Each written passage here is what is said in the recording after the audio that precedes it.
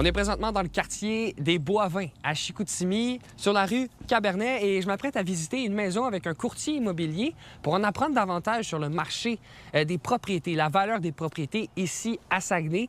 À ce qui paraît, eh bien, la valeur des propriétés augmenterait beaucoup depuis plusieurs années. C'est tout à ouverte complet, une belle grande cuisine.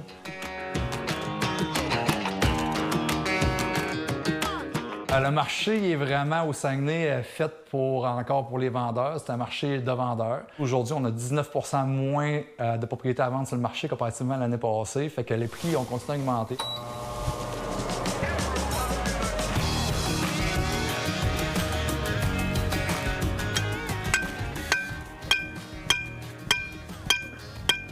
Là, on se rapproche vraiment de Québec, ici à Chicoutimi. On a moins, dans le fond, de propriétés sur le marché, fait que la valeur n'a jamais baissé.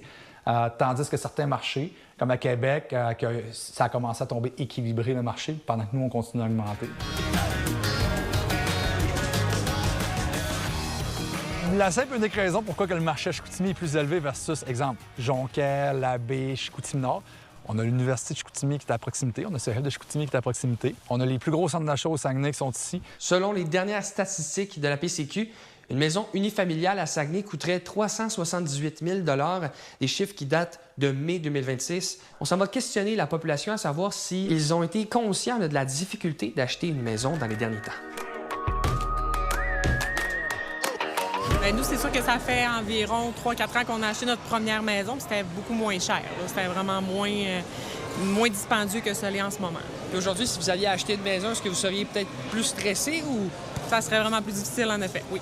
Moi, je trouvais que le prix, pour ce que c'est, je trouvais que c'était trop cher, là, mais c'est rendu ça les prix. C'est rendu 100 000 au-dessus de ce que ça vaut. Hein. J'ai eu 2 scénarios. J'ai acheté avant la pandémie, en fait pendant même. Puis j'ai acheté aussi après. Moi, c'est ma deuxième propriété, là. Puis je peux dire qu'il y avait quand même une bonne différence aussi au prix d'achat puis au prix de vente. Là, ça a augmenté beaucoup. Là. Mais là, à part des appartements en ce moment, c'est plus difficile une maison. On peut dire que la cueillette a été bonne. J'ai questionné des gens au centre d'achat de la place du Royaume à Chicoutimi et c'était assez unanime là, du côté de la population. Eh bien, le prix des maisons est exorbitant selon eux. Selon Centris, le prix médian d'une maison dans la province du Québec est de 512 000 $, une augmentation de 8 % dans la dernière année. Ce qu'on ressent sur le terrain, c'est que cette augmentation de 8 % n'est pas une surprise pour personne. À Saguenay, Étienne Ouellette pour Nouveau Info.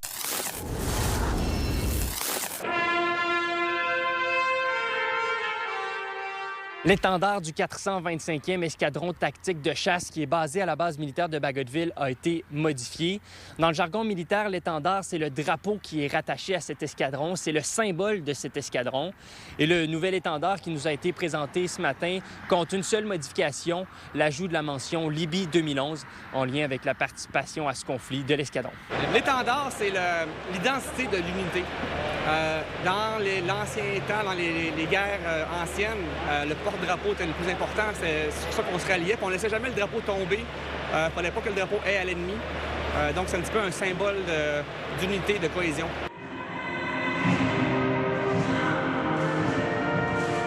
Pour l'occasion, les militaires ont paradé, longtemps paradé.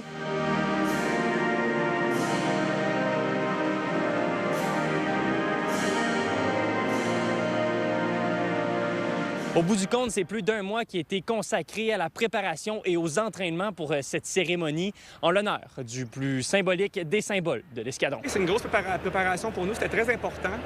On a commencé l'entraînement de ça il y a 1 mois exactement, le 19 mai, et on a mis beaucoup d'efforts et d'emphase là-dessus parce qu'on comprend que ça a une portée historique pour l'escadron, ça a une portée historique pour l'aviation royale canadienne, puis on voulait vraiment bien le faire. Les Alouettes, moi, ce que j'ai dit aux troupes au début des pratiques, c'est on va le faire comme il faut, comme un Alouette. On fait toujours les choses comme il faut, on va le faire comme il faut. Pour l'occasion, la lieutenant-gouverneure du Québec était présente à la cérémonie. Elle a pu participer à la consécration du nouvel étendard, une fierté pour elle. Ils ont travaillé fort, il y a la reconnaissance, quand on est ici, on est là pour la reconnaissance. Eux, ils ont travaillé fort pendant 1 mois.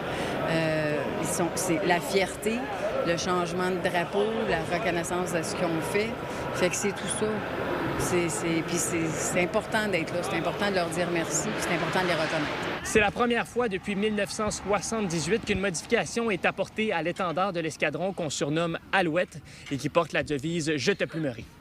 À Saguenay, Louis-Mathieu Corneau pour Nouveau Info.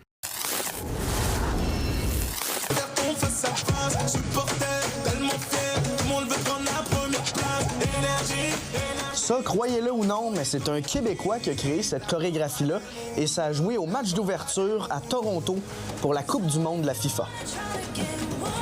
Mais j'ai pas encore les mots pour décrire à quel point ça a été le projet d'une vie, tu sais. De Saint-Constant à la scène internationale, Alex Franqueur a sans doute produit le plus gros projet de sa carrière et ça a été vu par des millions de personnes partout sur la planète. Ça a été un projet de rêve. Ça l'a été parce qu'on a fini là, à peine quelques jours. J'ai travaillé 1 an sur ce spectacle-là dans l'ombre, ce qui est très rare sur des projets de travailler autant longtemps. Puis finalement, ça a été plus beau que toutes les attentes que j'espérais. Autant humainement que professionnellement, j'ai rencontré beaucoup de belles personnes à travers ce processus-là. Une autre chorégraphie qu'Alex peut ajouter à son CV est celle du tout nouveau spectacle exclusivement saguenéen de la troupe Québécissime de Céline Dion à la Bolduc. On revisite toutes les époques musicales, des années 2000 jusqu'à la Bolduc, donc...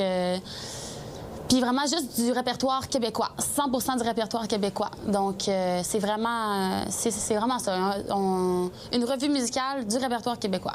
Qu'on essaye d'établir un musée québécois au Saguenay, on essaye de rentrer ça dans notre culture parce que on a évidemment des archives, des images. Québécisime, ils rendent ça vivant sur scène. Il n'y a plus beaucoup de gens qui font revivre les chansons qu'on fait, par exemple, à Québécisime. C'est ça que je trouve beau. Et comme Robert Doré aime dire, le producteur, c'est un musée musical vivant de la musique québécoise. C'est vraiment ça. Non seulement la pièce n'est que présentée à Saguenay, mais la troupe a décidé de mettre l'accent sur les talents locaux.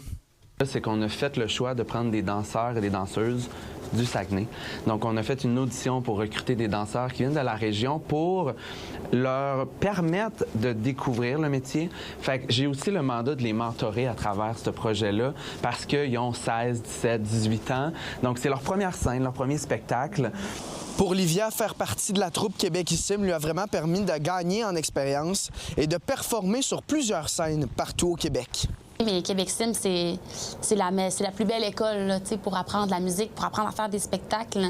C'est la meilleure façon d'apprendre. Je connais pas beaucoup de gens, mettons, de mon âge qui font de la musique, qui ont la chance de faire autant de spectacles dans une année, tu sais.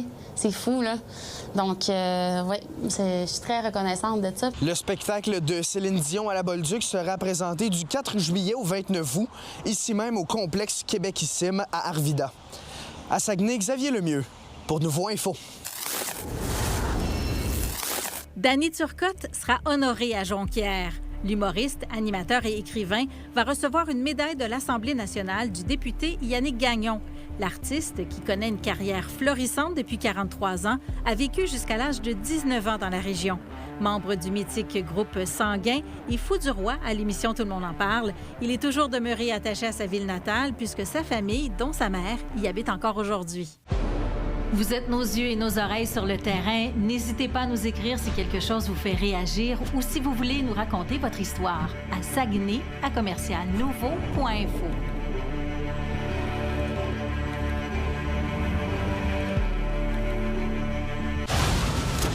Le monde est en crise. Les guerres et les conflits se multiplient. Le champ des règles est un champ de ruines. Pour nous protéger, est-ce que le Canada doit développer l'arme nucléaire? Je pense qu'on pourrait avoir ces discussions. La meilleure protection contre le pire scénario, c'est de s'y préparer. Comme outil de dissuasion ultime face aux menaces étrangères. Tout a changé. Il faut prendre ça beaucoup plus au sérieux qu'auparavant. Tu me tapes dessus, je te tape dessus. Mais le Canada a-t-il vraiment la capacité de la fabriquer? On a accès à l'uranium, on a l'expertise. La participation de forces alliées à nos activités nucléaires. Ou d'accueillir sur son territoire les armes nucléaires de ses alliés. Est-ce que la France serait prête à sacrifier Paris pour Ottawa? Il faut arrêter de jouer avec la vie de tout le monde. L'arme nucléaire pour le Canada, une bonne idée ou de la pure folie?